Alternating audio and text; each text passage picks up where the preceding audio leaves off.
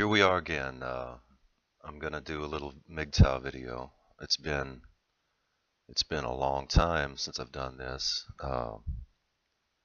Generally, I find myself drawn to do this in the wintertime when I'm laid off from my construction work, and I get on YouTube and I'll start watching MGTOW guys, and it's I still consider it a really good a good thing to have. It's like a brotherhood. It's you know it's a friendship. I think a pseudo friendship in that we aren't in real contact with one another. We don't sit and break bread or anything like that. But we can share common experience, and there's a kindred spirit in the MGTOW community. Um, for the most part, I've noticed in a lot of these MGTOW videos, guys are talking a lot about cryptocurrency, and I'm not interested in it. Maybe I'm missing the boat. Uh, I'm just an American guy. I've always dealt with dollars. You know, I work, I get paid in dollars. I spend dollars. Live in America. You know, got a bank account, and I'm not as technically savvy as a lot of these guys are. So I've no interest in it. I'm not gonna weigh in on whether I think it's a good move or bad move to involve yourself with the cryptocurrency. I got no idea. Um, it just seems a little beyond my realm, to fool with any of that. Um, been caught up with some of these guys who've repatriated to Southeast Asia. That's kind of interesting. Uh, guys going over there and living a more simplistic life. I think that's fascinating as hell. I'm really unencumbered, unattached. I'm in a position I could do some crazy shit like that, but I I don't know that I will. But hell, it's a thought, man. Uh, I think it'd be interesting to be immersed in a foreign culture.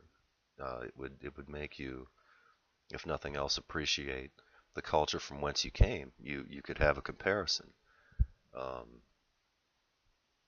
and not to mention foreign women, exotic women. Um, maybe there's plants and trees and things people eat, exotic dishes, just differences of all kinds. It would be interesting. It really would. I've never been abroad, never traveled abroad. I think it would only be it would only be beneficial to me in an intellectual sense to experience something like that. Um, I appreciate these guys sharing, giving of their time uh, to to dangle that idea out there that a guy might want to travel, to broaden his horizons in that sense. It's been so long since I've done a little video for the MGTOW, and I've actually had a few people watch the videos that I've done, and I really appreciate any time anyone's taken to listen to me talk. Um, I I've been predominantly a celibate man, uh, just going about my business, being responsible, uh, doing the best I can uh, since my divorce in 2002. Um, I had a sexual dalliance in 2010. Uh, broke that celibacy streak, but it was short-lived. I knew it would be, and it was. Um, then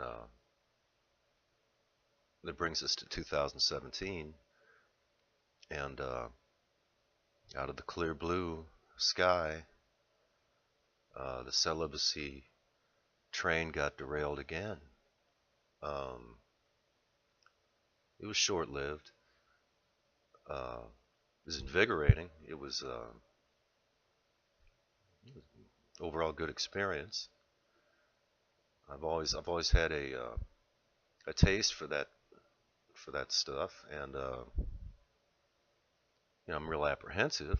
There's so much working against you these days when you get engaged in such things. But I did the math. I weighed it in the balances and dove in there, and it's it's one of those things that made me think of karma. I thought there's going to be a price for this. I don't know what it is, but I'm going to pay for this somehow. And shortly after the affair took off, my workload started to lighten, and I like to work. It makes me feel confident, cocky, makes me feel good. I love to work physically, and I like to bust ass and work like a slave. I mean, I enjoy it. Uh, so much of my sense of self is derived of my working, and my workflow kind of ebbed. And you can say, well, that's unrelated, man. One thing isn't connected to the other. Well, I think everything's connected, and I'm not missing meals or anything. I just in conjunction with the celibacy train being derailed, I saw my workload decreased in such a way as to find me not so happy with that situation. But oh, who's to say? I don't have any regrets. Um, it is what it is. I'm still I'm still apprehensive as hell in regards to involving myself, compromising myself. Um,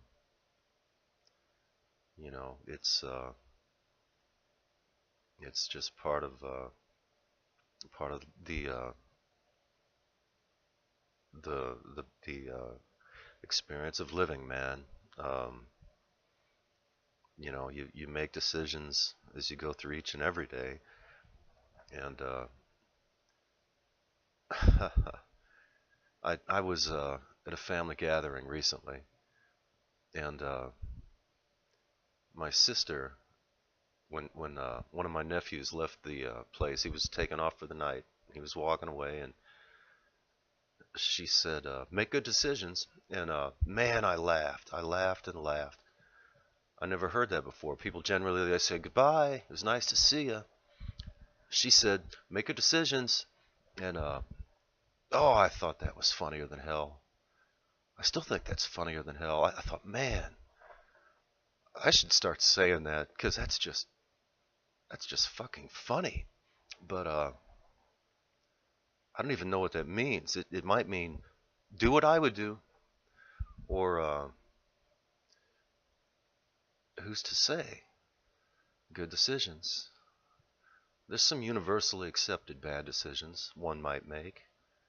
Good decisions, I think that would be to be responsible, not to take unnecessary risk. Uh, those would probably be universally accepted. Good decision-making practice. Um, make good decisions. Yeah, yeah, that's an idea. Uh, Oh man, uh, I do want to express my gratitude once again for anybody making MGTOW content, because it's we're all buddies, man. We're all friends. Um, we're sharing a common experience, and we're consoling one another and advising one another, and it's I think it's good. People need each other. We're a social creature. Um, it's a neat thing that we're able to in a sense gather together via this electronic medium. Um,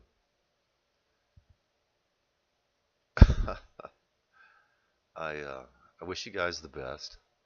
I'll see if I get any views with this. Maybe I'll make another little commentary uh, in the not too distant future. But thank you for spending any time you have.